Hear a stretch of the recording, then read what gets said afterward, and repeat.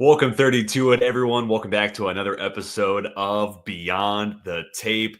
Some exciting things to talk about today. Of course, we've got two pretty great college football semifinal games that we'll run through pretty quickly. There's some stats, use some PFF grades, kind of talk about some of the winners, losers, draft-wise. And then I want to go ahead and start previewing the Senior Bowl. Man, they just have been rolling in with announcements of who has officially accepted their invites.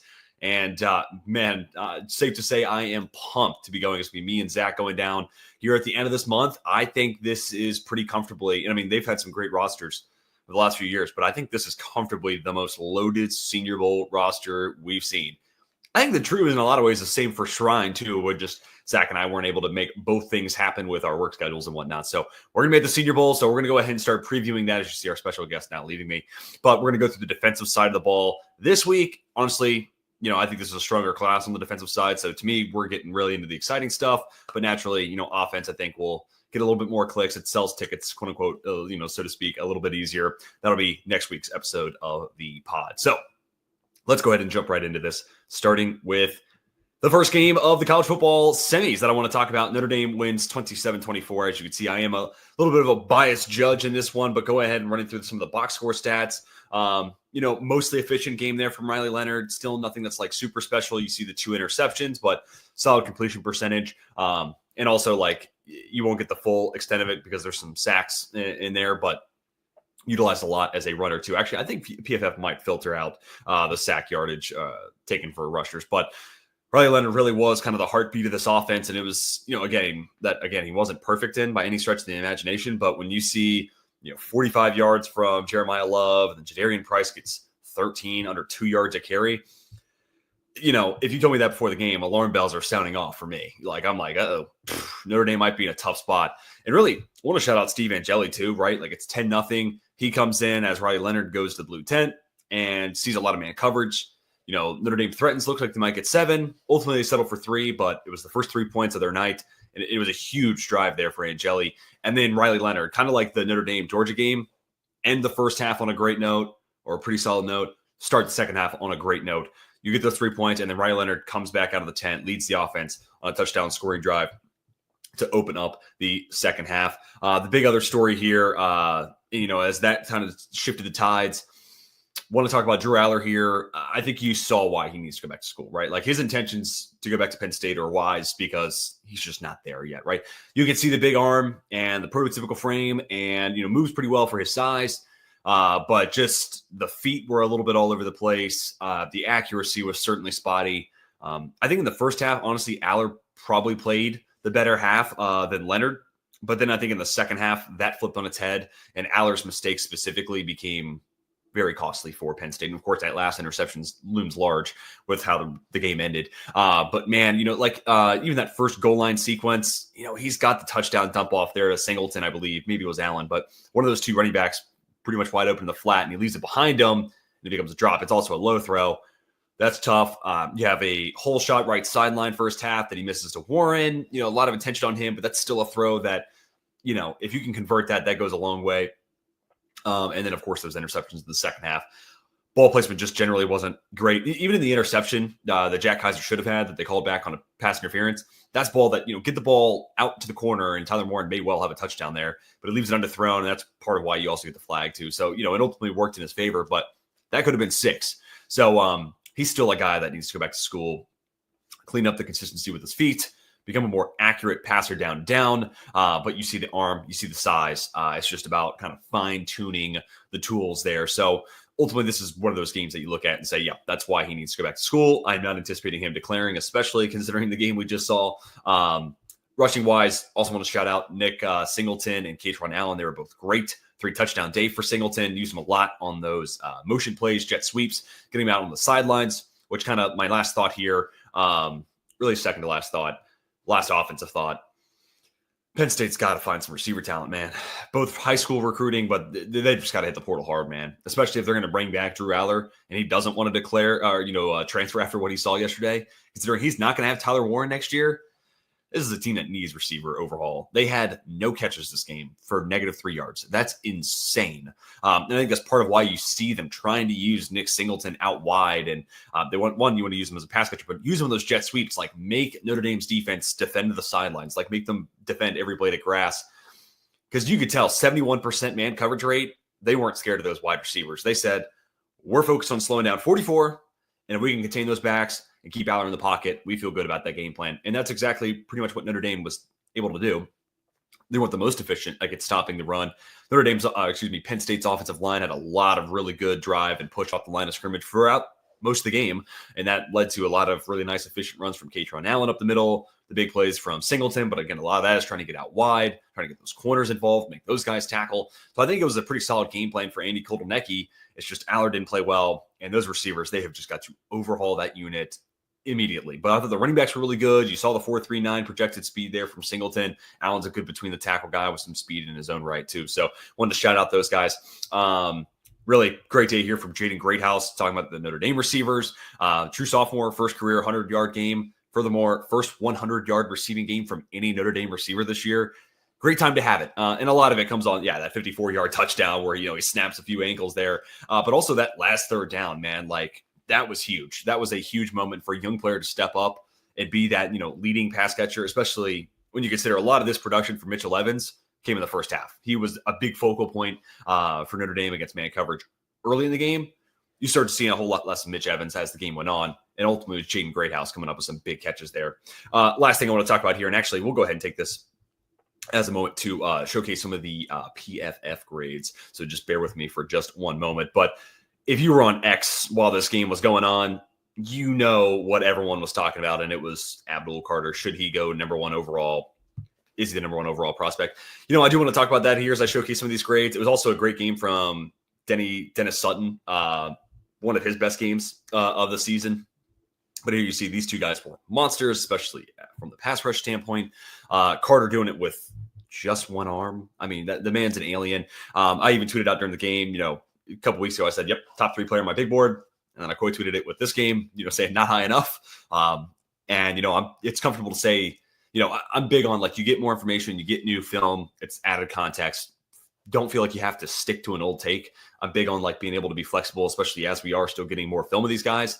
And I'm willing to say, blue chip here for Abdul Carter. I was kind of hesitant to give it to him up until, the college football playoff. But with what we got to see against Boise State when he was out there and then what he did to Notre Dame, I know it's not dominant Notre Dame tackles like we, seen in years past, but he was a game wrecker, and he was one of the most dominant forces on the field for either side.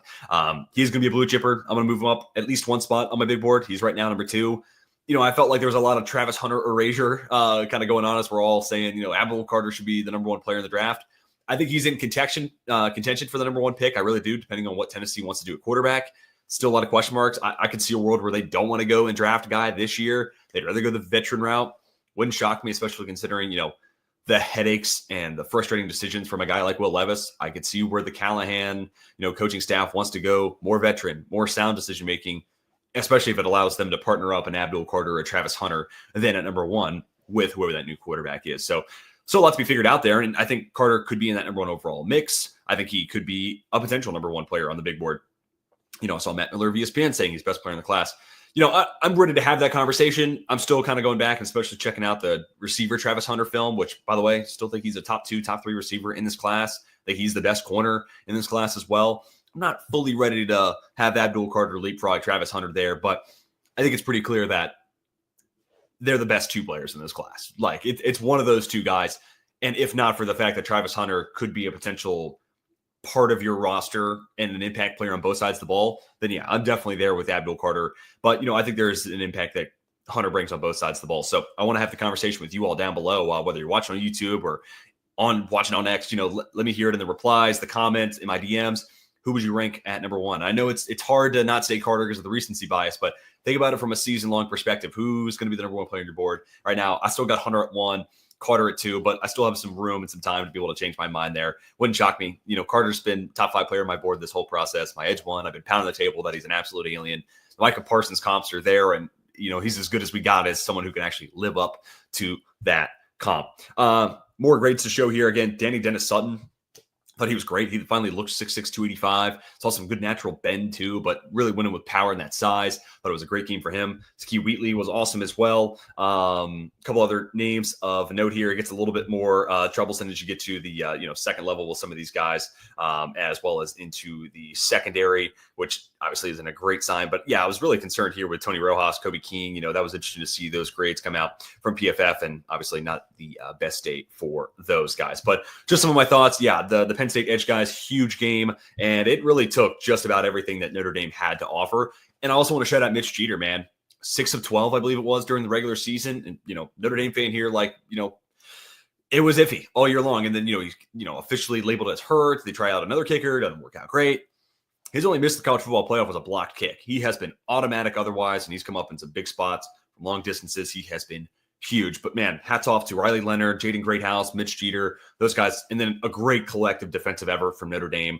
Actually going back to that screen, just showed the Penn State side, I showed the Notre Dame side. You can just see no elite grade per se, other than, the tackling here for Xavier Watts, which that's a huge revelation for his draft status. If he could do that one more time against Ohio State, that'd be huge. But just a lot of green. I felt like it was a complete and collective team effort to be able to get the job done there for the Notre Dame defense. And then, yeah, I think you saw Drew Aller one more year, especially with that late interception that then sets up the 41-yard game winner. That's just a tough spot to be in there if you're Penn State. And you can see they're almost there. A few more receivers and slightly better quarterback play would have gotten the job done. Cool. Let's go ahead and talk about the other game, which let me hear it down below. Which game did you find more entertaining? I'll take the Notre Dame game personally, but let's talk about Ohio State and Texas. Yeah, this was a fun one. Ultimately, kind of my quick thoughts here. Quinn Ewers, really up and down game, and you could see, especially against pressure, still not great. The couple of touchdowns, both coming on those wheel routes, left side to Jaden Blue. Looked like one was, cover zero, and Blue's route just got behind the linebacker. The other one looked like it might have been a coverage bust. Haven't gotten the chance to go back in the All-22 just yet to see what happened there coverage-wise, but those were the two big plays. And, even furthermore, look at this, two leading reception guys for Texas, 6 for Trey Wisner, 5 for Jaden Blue. Total Steve Sarkisian, a lot of misdirection in this game, and a lot of running backs being used as pass catchers, which kind of even on that first touchdown from Jaden Blue, it was a huge drive for Texas, makes it 7-7. Stark's pulling out all the bells and whistles of his offense and all of his, quote unquote gimmicks to be able to get guys into space and maximize his offense.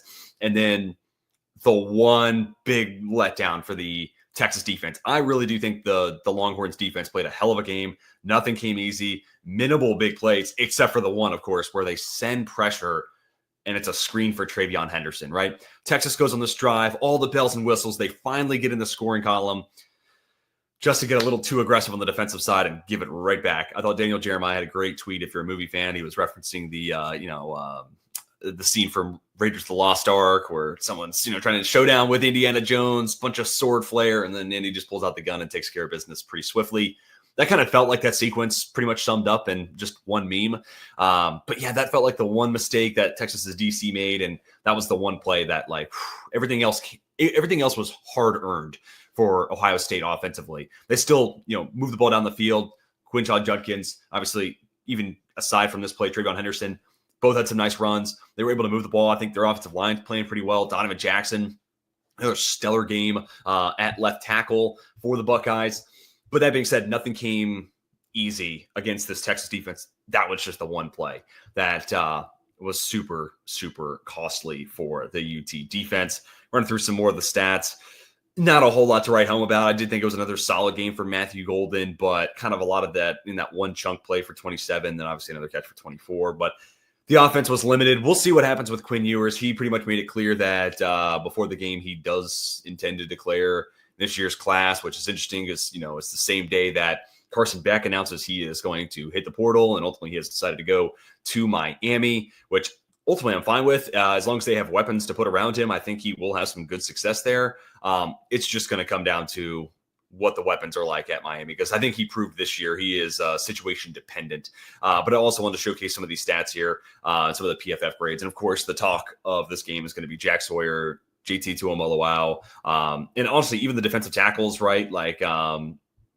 Tyreek Williams, I thought, had a solid game, probably a little bit more as a run defender than I would say as a pass rusher, which is a little disappointing because I do think there is some potential there. But even like Ty Hamilton, I think he's a rock solid player. All four of these guys have the potential to go top 100. You got two edge rushers that are probably going to go before the first 64 picks are done. Tyreek Williams, to me, should go somewhere in the first round, and then Hamilton's probably somewhere in the back end of the third, early fourth round mix. So it's a loaded defensive line. Texas has a good offensive line, but while we're looking at grades, we're going to flip sides to the offensive side, and it was a tough day.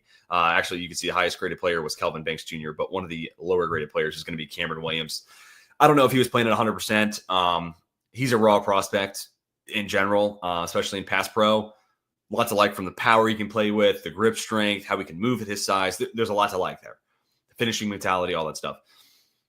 But yeah, he looked like a raw prospect here against a guy who Jack Sawyer he's gonna carry a lot of NFL ready, type of pluses. A lot of people are gonna say that this guy's just ready for the NFL at the next level. Like you're gonna hear a lot of that versus a guy who probably needed another year or two, development wise, right? The next level he's gonna get drafted, and ideally you can kind of sit him for a year because I think he showed, not necessarily ready for that level of competition. Again, with the asterisk of I don't completely know if he was 100%. This is a national semifinal. I'd work my way back to the game if I possibly could. So don't know if he was 100%, but it was a bad game. And including that last sack, forced fumble, scoop and score from Jack Sawyer, nail in the coffin. But I also want to come in here and showcase, obviously not a great day from Quinn Ewers. It does look like they bumped this grade up ever so slightly, but still not his best game. A couple of turnovers in there, and of course the fumble late, a couple of missed throws. Yeah, it was just ultimately Texas needed to bring their A game, and I think their defense brought something close to it, if not, an A- game, right? Like other than that one screen call from their DC, or the one blitz call against the screen late in the first half, that was the one mishap. So call it an A- game from their defense. The offense just wasn't quite up to the task. And I mean, it's a really good Ohio State defense. I mean, that front four, Caleb Downs, Lathan Ransom, Igbenogson, Burke, both playing better as well. Sonny Styles is a good player. Cody Simon's a really good player. Like, it's a really good Ohio State defense. And Jim Knowles is calling a hell of a game, week in and week out pretty much for the Buckeyes. So it's easier said than done. But yeah, I think comfortably the two better teams of each matchup won. I think it was a little bit closer in the Notre Dame Penn State game to tell who was better, but Riley ultimately was the better quarterback ever so slightly over Drew Aller. And Notre Dame was able to capitalize on the mistakes Aller made and turn it into points. And also like end of the first half, start of the second half was huge for the Irish. The 3 points before the break, the touchdown to start the second half, that's a huge reason why, okay, yeah, it does feel like Notre Dame is the better side here. But for a while there in the first half, it did feel like Penn State was just eventually going to pull away at some point. Real quick preview a little bit of the college football national championship. Yeah, I think this is going to be a fun one. Obviously, I am a Notre Dame fan, so I do want to just go ahead and preface that. But that being said, I do think that Ohio State is just a house right now. I think it's hard to imagine just about any team really blowing them out. If Notre Dame wins, this is going to be a low-scoring, slugfest on the defensive side. Stalwart, run game dependent, that being said, where I struggle with that and where I have a hard time thinking that Notre Dame, they have a chance, right? But 71% man coverage rate against a team that doesn't have a lot of great receivers, right? In Penn State, that's obviously a huge flaw in their, team building right now. And then the week before that, Georgia's wide receiver room has been a problem all year long. It let them down in that game, and it's been letting them down all year long. And then Indiana has some good receivers, but no top-end speed threats or anything, and still nobody that really is like, okay, circle that guy, got to have a plan for him. But Indiana's probably got the best receivers that anybody, like that Notre Dame went toe-to-toe with. It's going to be a different world against Ohio State. Jeremiah Smith in and of himself, which also I did want to shout out Jahdae Barron holding Jeremiah Smith, 1 catch, 3 yards. They did a lot of really interesting coverage stuff. I think Jordan Reed did a great job talking about it on X, showcasing the rolling coverage over to his side, trying to minimize Jeremiah Smith's impact that game, but also Jahdae Barron deserves a lot of credit in that one. And I think Christian Gray's a good corner, and Xavier White's obviously a great playmaker on the backside, and Schuler's a good safety. He just kind of had the Warren assignment, so that that's just a tough place to be. It's a good secondary. I just don't know if it's good enough to go toe-to-toe with Jeremiah Smith, Emeka Egbuka. Cardell Tate had a hell of a game just yesterday, so this is just a matchup that they haven't had to face. They play a lot of man coverage, so That's risky. And I almost wonder if they do play against, their tendencies in that game and roll out some more zone coverage. Again, I think Texas did a great job and may have put out a blueprint for Notre Dame to look at over the next, week plus, and say, okay, how can we emulate this and how can we create some confusion against Will Howard, and how can we minimize the effect that Jeremiah Smith's going to have against us? If they do that and play against Tennessee, I think there's a shot there. They're also going to need their defensive line to have a hell of a game, which they've got a lot of injuries there, so even that's kind of tough. But it is also still a banged-up Ohio State offensive line. Donovan Jackson's still playing out of his mind, but they're down still their starting center. And, of course, with Jackson moving over, that means it's a replacement at left guard. So never say never. I could see this being almost fought to an even, kind of an even battle there. Ohio State O-line versus Notre Dame D-line. It's just going to come down to the Notre Dame secondary to me. Do they have an answer? Do they have a way to kind of slow down Jeremiah Smith? If they kind of pull the same stuff that Texas did coverage-wise, there might be something here. Notre Dame can keep it close. And if Notre Dame wins, it's going to be by probably 3 points, right? Like, again, low scoring, defensive battle, 20-17 type of thing. My worry is, and this is what happened last time I got to see Notre Dame in the national championship, obviously not the college football playoff. It was the FCS days, but they run the risk of getting boat raced here. That's what happened against Bama. They were outmatched. I don't think Notre Dame's quite as outmatched in this one as they were that year, but that is the risk you run. And we saw this Ohio State team before yesterday look like a house against Tennessee. They look like a house against Oregon. Big plays up and down the field. The run game looks, rejuvenated. The wide receivers are wide open all over the field. And even if they're not, Will Howard's putting on the money. Changed a little bit yesterday, and obviously Texas is top 5 defense in the country. I think Notre Dame's in that same mix. So it's just going to come down to, what adjustments does Chip Kelly make between now and then? How can you get Jeremiah Smith more involved? And then what does Notre Dame do on the coverage side, right? Do they stick to their MO, which they've been comfortable doing? We're going to play man coverage. We're going to go mano a mano. Best guy wins. Or do they have some tricks up their sleeves and ways to kind of confuse Will Howard? And then the turnover battle, obviously, like the statement of the year in a national championship game, turnover battle is going to be huge. Notre Dame, for the most part, I feel like has been really good about not turning the ball over. They've been pretty clinical there. Obviously, a couple picks from Riley in this one. But I also think they've been great all year long. They lead the college, lead all of college football in not only turnovers, but points off of turnovers. They make teams pay for those mistakes. And if they could do that against Ohio State, they have a shot. But if you're asking me, I would say Ohio State wins 27-17. That would be my early guess right now. Still some time to change my mind, but I do think Ohio State's the better team, as much as that obviously pains me to say. I just think they're a house at their top level. But, man, Marcus Freeman has done a hell of a job with this team, having guys buying into themselves, believing in themselves, playing at a high level. And again, like I said, with this win yesterday against Penn State, no elite one player grade, one guy took a game over. It was just the 11 on the field collectively did their job. Good tackling, understood their coverage assignments, and a lot of it was man-to-man. So just get their guy and stay on them. So, but they all just kind of did their part. No real weak link there. Can they do the same thing against Ohio State? Because one weak link against Ohio State, they will exploit it, and it will cost you. I think you kind of even saw that with the Oregon game a little bit. But that's going to do it for the college football semi-review, national championship preview. Love to hear your thoughts down below. Who do you have winning between Ohio State and Notre Dame? I think the line I saw was 9.5, so I guess I said Notre Dame, Ohio State's going to cover that. But that's pretty crazy. But like I said, Ohio State at points this year have been an absolute house. So can't really fault the books too much.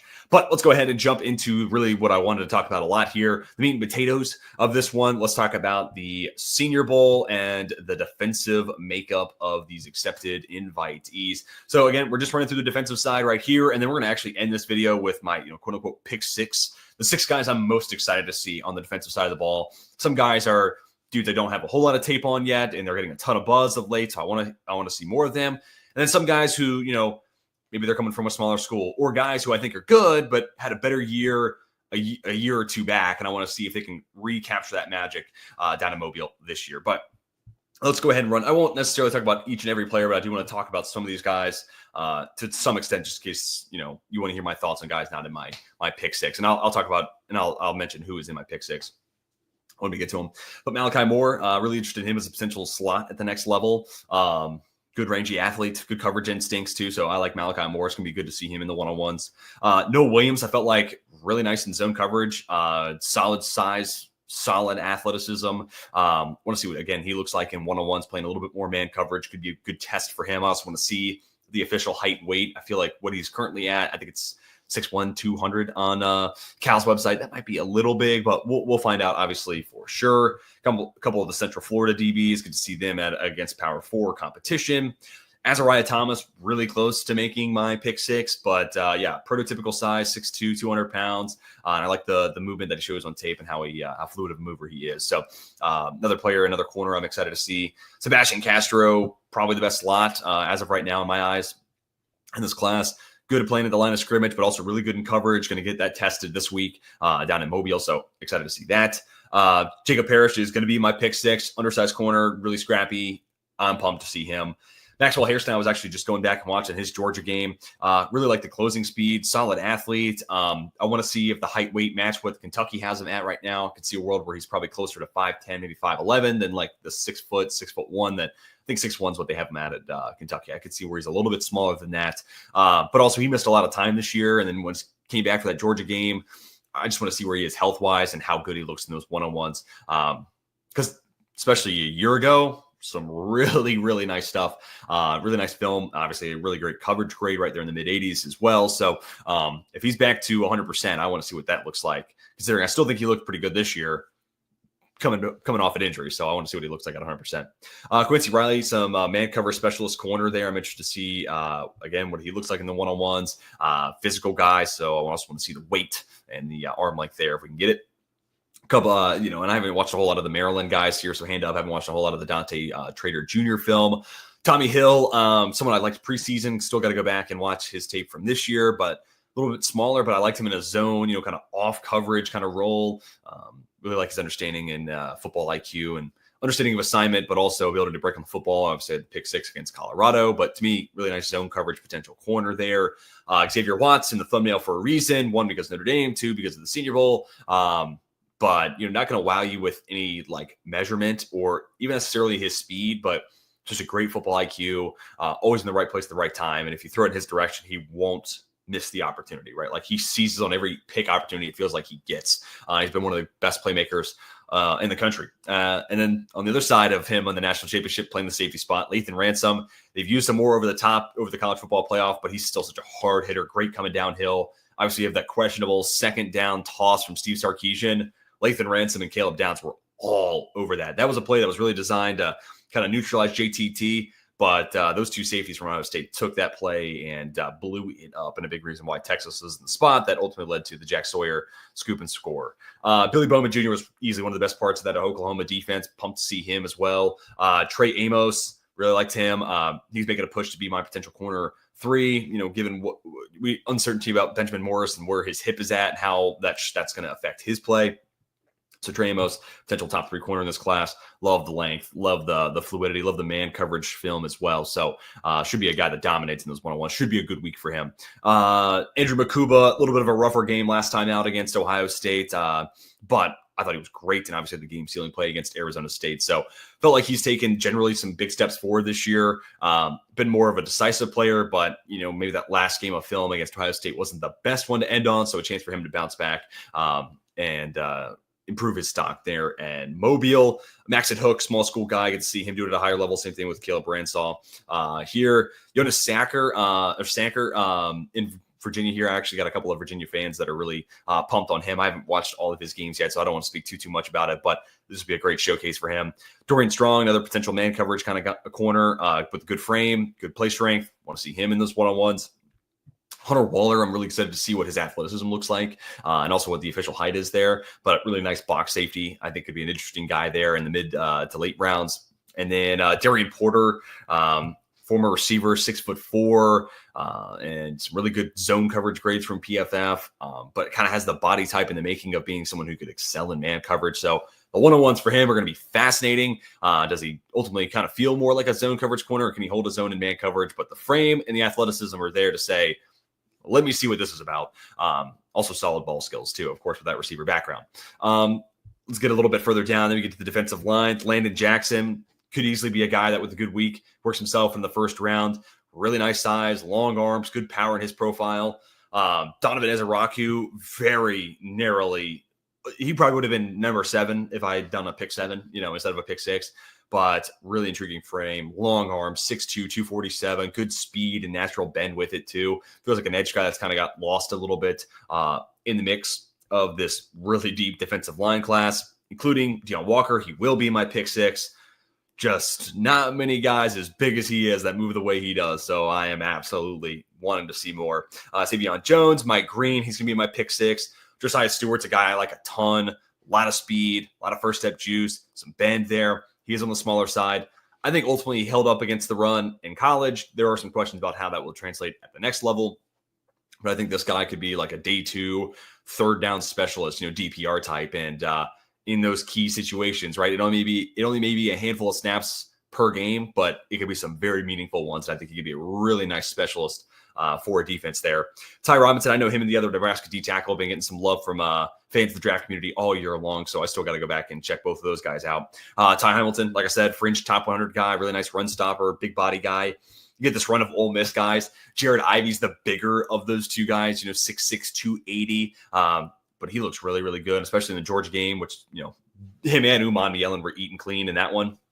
But those are the two games to look at because they both dominated those Georgia offensive tackles. Walter Nolan is a guy to me that should definitely go top half the first round. I love the first step juice, the niftiness, the ability to get skinny against the interior offensive lineman is really impressive to me too. Just slippery against those guys, able to get in the backfield at ease, but also just enough power to where I think, he'll hold up at the next level. I can see where some people are maybe a little bit lower about him, specifically as a run defender. But I think, as long as he's 300 to 305 pounds, that's what he's listed at right now at Ole Miss. I feel comfortable with that. I think he turns enough speed into power. And I also think he slips gaps, really, really well. So he'll be able to be slippery against interior offensive linemen and make some plays in the backfield at the next level doing just that. Princely Umar Mielen's just a great pass rush winner, someone I've liked this whole entire process. I think he's held up against the run, kind of the same thing with Josiah Stewart. He's 255 pounds, though, so he's bigger than Stewart. But I think for the most part this year, held up against the run. I don't know if he's a difference maker against it, right? It's more so he doesn't get blown off the line of scrimmage, but I wouldn't say he's necessarily doing anything to make a difference in the run game. So interested to see, what he kind of looks like, especially if he does play in the game, in those type of situations, how does he fare? Jordan Birch, kind of an overlooked guy because of Derek Harmon, how good of a player he's been this year on that interior defensive line for Georgia. Kyle Kennard, good size, good power, really nice motor. Could be a guy that kind of felt like there was a lot of hype for him earlier on in this process. He's going to be a top 64 guy. Now it feels like his name's cooled down. Chance for him to kind of reclaim some of that momentum. TJ Sanders, explosive first step, good run defenders, some upside there as a pass rusher. Same thing for Kennard, where it's felt like you heard his name a lot of 3 months ago or so, and then kind of subsided a little bit. Chance for him to kind of reclaim some momentum. Omar Norman Lott, really nice pass rusher from Tennessee. Would like to see him be a little bit better against the run, but there's some first step juice there. Another one of these interior defensive linemen where I can say that about. Vernon Brunton, Alfred Collins, Barron Sorrell. Alfred Collins was one that was announced pretty much right before the OSU UT game. So pumped about that. Thought he was a real big difference maker early on against Arizona State. This guy's awesome against the run. Good first step. Plays like he's 320 pounds. And then Barron Sorrell also played, I think, honestly played pretty well yesterday too. But a guy that I need to do some more tape study on. But really excited to see all those guys up close and personal. Nick Scorton, Shamar Stewart are going to be in my pick 6. Don't want to say too much more there. Shamar Turner's another really interesting body type and athletic profile, so it's going to be fun to see him. He is another one that I think there was a lot of upside and some promise, and I heard some chatter about him throughout the points of the year, but his stock hasn't really taken off like maybe Stewart and Scorton has, and I think ultimately those are the guys I'm more excited to see, but that's not to say Shamar Turner is someone I'm just going to ignore or anything like that. A nice Peebles, Duke transfer to Virginia Tech. Almost kind of poor man's Deion Walker. Not many guys that athletic for as big as he is, but want to see how he holds up in those one-on-ones. Ultimately, it wasn't the year I was hoping he would have at Virginia Tech, but a chance to kind of reclaim some momentum and repair his stock. And then let's get on to the linebackers. David Walker, small school guy that I've heard some people talking about, chance for him to prove it at a higher level. Shamar James, one of the newer accepted invites. Smile Monda Jr., obviously linebacker from Georgia. Want to have eyes on him. He's been a really good athlete. I think he's first team all SEC too. So really good player. Chance to do it at a different level or a different, type of event with new teammates, all that sort of stuff. Colin Oliver hurt for a good portion this year at Oklahoma State, but I think could be a nice little off-ball linebacker at the next level. Could be a guy that's maybe a little forgotten about throughout this entire process. Skipping down a little bit, Carson Schwessinger is going to be in my pick 6. Felt like one day last week, everyone in the draft community decided, yeah, he's potentially linebacker 1. Like everyone's talking about him all of a sudden. So I only have about a 5-minute cut up of the Penn State game of his. So he's one that I'm still waiting on getting more tape for, just the way it goes sometimes. But once I get that, he's going to be one of the first people I watch. Or as soon as I get the tape, I am going to sit down and watch it. But that cut up against Penn State, yeah, he's 6'2", 225, light, but change of direction, very, very aggressive and can fly downhill, can slip blocks. A couple of plays there in that cut up where you're like, whoa, how did he miss both those blockers headed right for him? Like, very slippery and able to elude those guys, and a sure tackler too. And can lay some pop on some running backs too. So a guy that I'm a little bit late on, but that being said, this is going to be a great showcase. And if I don't have the tape before I get down there, this will be a great opportunity for me to get to see him really for the first time, other than, again, that one little cut up I got to see against the Penn State Nittany Lions. But that's going to do it for, the kind of defensive overall preview. Lastly, let's go ahead and showcase my pick 6. I'm excited to see all these defensive guys. That being said, there's certain guys I'm excited to see more than others. Let's start with Nick Scorton. I think that last year at Purdue is a little bit more impressive than his tape this year. I saw some people talking about it on Next, and then I fired up some old 2023 Purdue film, and I think ultimately some of the chatter I saw is right. He looks about 10, maybe 15 pounds lighter at Purdue. And I wonder, 285, that's a really nice old school kind of 4-3 DN frame. I almost wonder if that was something that Mike Elko and A&M wanted him to do as he got there. And I don't know if it totally worked out in his favor, right? Just missing a little bit more explosiveness out of that first step, kind of missing a second gear as he's going around the corner, and maybe missing a little bit of bend too. Still has power, still has length in his profile. There's a couple spin moves against Mizzou that, I've kind of been thinking about. God, guy at 285, the fact that he would even bust that out is kind of interesting. Looks pretty nimble for someone that big doing it. Not going to wow you, but okay, the fact that he's willing to do that and it does look as nimble as it does, there's something there.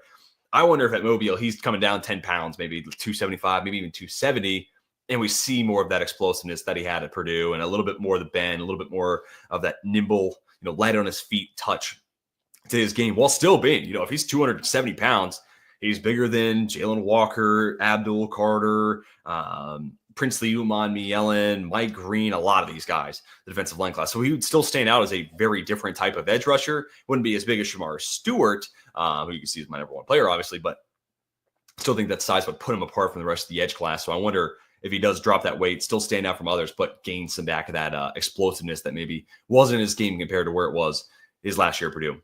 Jacob Parrish, like I said, 5'10", 183 pounds, undersized, don't have all of his film yet, just the 2023 stuff, so wait and get some new film on Jacob Parrish. But that being said, small, undersized, yeah, but he is scrappy and kind of some Jason Verrett there. I know it's K-State. We're getting lazy here, and, Verrett was TCU, right? Similar colors. We're getting a little lazy, and you can't just call every small corner, scrappy, Drew Phillips, Jason Verrett. You can't call them all those guys, but when the shoe fits, the traits are similar, wear it, So Jacob Parrish, potentially the first time I get to see him in 2024 tape-wise, 2024, new product other than, I watched a lot of K-State on broadcast this year. Just a team I found myself betting on a good bit. But really excited to see him up close to person. Hopefully I get some tape before I get down there. But a lot of praise for him in the draft community right now. And from what I remember seeing on broadcast and what I saw the 2023 stuff, I can see where, if he got better from 2023, I could definitely see where there's some love for him. And, it's a corner class that feels like you get to pick 45, 50, and it's like, okay, well, who's going to be the next few guys? I can see where Jacob Parrish kind of steps into that mid to late second round range and conversation. Deion Walker here at 4, maybe won the year that we were hoping and expecting coming into the season, just because he is such a huge, massive human being. He's saying, hey, I'm 367 pounds, but I'm going to run a sub 4.7 at the 40 at the combine. It's like, okay, if you say so, man, that's freaky stuff. I'd love to see that. And again, maybe the tape wasn't as impressive this year. I was just, again, like I said earlier, watching Maxwell Hairston. But Deion Walker was still standing out to me against Georgia. That's a good Georgia interior offensive line. Walker didn't maybe have the same pass rush impact, but you can see where it's just like, man, eats up space, takes a double team and will still fight through it against the run. So still think there's something there with Deion Walker. I think he is a pretty nice run defender day one at the next level. It's just, can you get a little bit more out of him as a pass rusher? And maybe ultimately that means, hey, if you're 367, can we get you down to 350, 355? And maybe that's what it takes, which, by the way, if he gets down to 350, he'd still be a massive human being and a monster in the middle and a tank against the run. So going to be interesting to see the conversation about, playing weight, what he wants to be, and ultimately what he weighs in at the Senior Bowl. Because I remember last year, Devondre Sweat, right, looked a little bigger, but then he gets the combine, it looks like his normal weight, where sometimes these guys game the system, and I'm kind of curious to see Walker's approach to this. Like I said, Carson Schweissinger, I should say, a little bit smaller, 6'2", 225, but that is just kind of the modern linebacker, right? Chris Paul Jr., another linebacker I like a good bit, some up and down, but the good games are really, it's hard not to notice 11 there for Ole Miss. He's 6'1", 225, it's just how linebackers are being built nowadays, smaller and faster. And Schwessinger, just from that one cut up against Penn State, you just see it right away. You're like, yeah. Not only is he just like sitting in the middle of the defense, I'm pretty sure he was wearing the green dot. Again, got to double check that. But he's communicating, he's calling out things at the middle of that defense, and he's just flying downfield. Able to avoid a couple of blocks. Like there's one play where he literally Euros between two different inter-offensive linemen to make a tackle for loss. That is absolutely gross. Actually, if you want to see the cut up, go watch Lance Zierlein. He tweeted it out. So that's where you can see. And some of the plays in there are just filthy. And they've got me fired up. I'm itching to watch more of Schwessinger. So really pumped up to see more. And if I don't get to see more before the Senior Bowl, this is I really like Jahad Campbell, and I'm comfortable with him being first round, top 50 type of guy. If we get one more linebacker, and that's Schwessinger, who is that other top 50 compliment to Campbell, let's go. I'm fired up. But you can see the movement skills, sideline to sideline ability. He is, again, the guy voicing all this stuff in the middle of that UCLA defense. And I'm really excited to see him down at the Senior Bowl, see that athleticism in person. And then my top two guys, I tried to limit, not too many of the same position, but it's a loaded defensive line group. And there's just so many edge guys that I am, I think there's already a lot of these guys who are going to go first round, but with a good week at Mobile, they could shoot up into top 10 to 12 pick status. And there's some of these guys who, like Mike Green right now, feels fringed late 1, early 2. This could be the type of week that he needs to get himself in the top 20 to 32 conversation versus top 30 to 40 or top 25 to 35, 40-ish kind of conversation. So Mike Green, I was just going back watching the Ohio State film. Dude, there's a couple of finesse moves he's got there. He has this one swim move to the inside that was really clean, a nasty spin move midway through the third quarter that, I don't even know if Ohio State's right tackle knew what was coming his way. He didn't do anything against Josh Simmons on the left side. He did rush against the right tackle, which feels like a good business decision. So take that with a grain of salt. And then, watching him play against Louisiana Monroe and Southern Miss, it's not fair. But that being said, I said the same thing about Quinyon Mitchell last year, right? Like, this guy just doesn't belong at this level. This guy looks like he should play on Sundays, and everyone else, no disrespect, looks like they play at this level of competition. And the same is true, really, for Mike Green. Actually, real quick, let me move myself out of the way here. But the same is true for Mike Green as well. And just really excited to see him go from Marshall. And I think he'll double down and prove that once again against higher level of comp. So I'm not really worried about it from that standpoint. I think he's gonna perform, and this is just gonna be the week that he basically locks himself into the first round, maybe even the top 20, potential top 20 mix. Like, I can see him moving himself, like I said, again, from 25 to 40 conversation to something more akin to 20 to 32. Like, this guy's not getting out of the first round type of mix. Super explosive, 248 pounds. Want to get confirmation on that weight. That'll give us an idea of what maybe he'll be at the next level as a run defender. Also, if we get arm length measurements, I am wanting to see that too. Against Ohio State, his arms looked a little bit shorter. Against everyone else, though, they look like they're totally normal. So level of competition there definitely skews how you look at him, because he's standing against different level of athletes on the other side against Ohio State versus, again, Louisiana Monroe, Southern Miss, et cetera, et cetera. So I do want to see what the arm length measurements are. That will, if they're short arms, that could potentially hurt Mike Green's status as well. But I love the tape, love the explosiveness, and I love the chance that he has going against higher level of comp. And then I am covering his name right now, but Shamar Stewart, you saw it up earlier. I didn't reveal these names sequentially. But, man, if you've heard me talk on Beyond the Tape, I am pumped up for Shamar Stewart. I have been so excited to see him basically for weeks now. 6'6", 290, freakishly long arms, tons of power in his game. He needs to get a little bit better at finishing.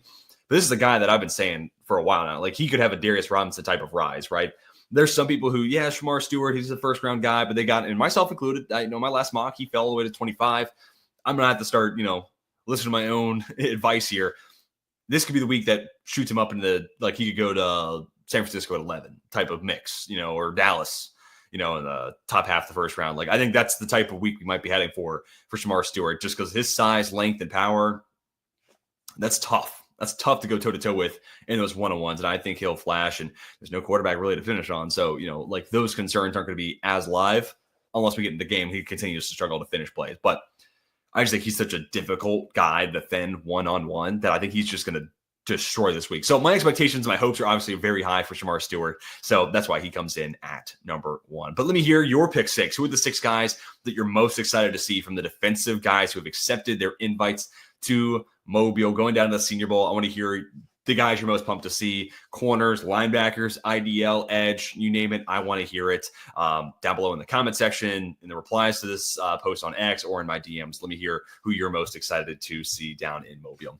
Like I said, next week, we're going to go ahead and preview the offensive side, which is going to be super fun, super excited. Some quarterback talk, which is always fun to circle back to. And I hope that we will have you guys with us next week for the offensive preview of the Senior Bowl. Also, again, leave me those thoughts on the upcoming national championship.